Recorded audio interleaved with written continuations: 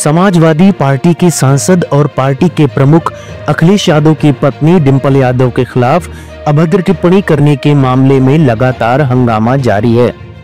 अभद्र टिप्पणी करने वाले ऑल इंडिया इमाम एसोसिएशन के अध्यक्ष मौलाना साजिद रशीदी पर कार्रवाई की मांग तेज हो रही है।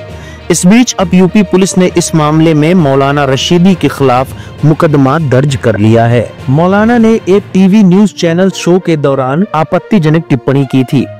हाल ही में दिल्ली के संसद मार्ग की मस्जिद में सपा की एक बैठक हुई थी। मस्जिद में इस बैठक में अखिलेश यादव, सांसद डिंपल यादव और सांसद इकरा हसन समेत और भी नेता मौजूद थे।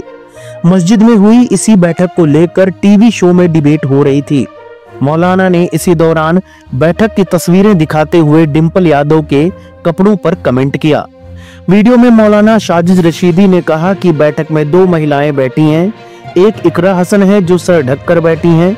इसी के बाद मौलाना ने डिंपल यादव के पहनावे पर कमेंट किया, जिस पर विवाद छिड़ गया। मौलाना की इस टिप्पणी को लेकर देश भर में विरोध की आवाजें उठ रही हैं। सपा सांसद डिंपल यादव के खिलाफ अभद्र टिप्पणी करने वाले मौलाना साजिद के खिलाफ लखनऊ के विभूति खंड थाने में गंभीर धाराओं में मुकदमा दर्ज हुआ है।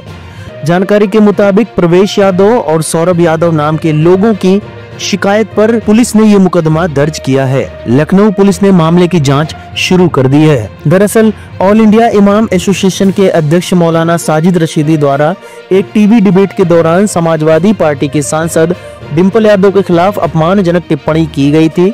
इसके बाद से ही काफी हंगामा शुरू हो गया है।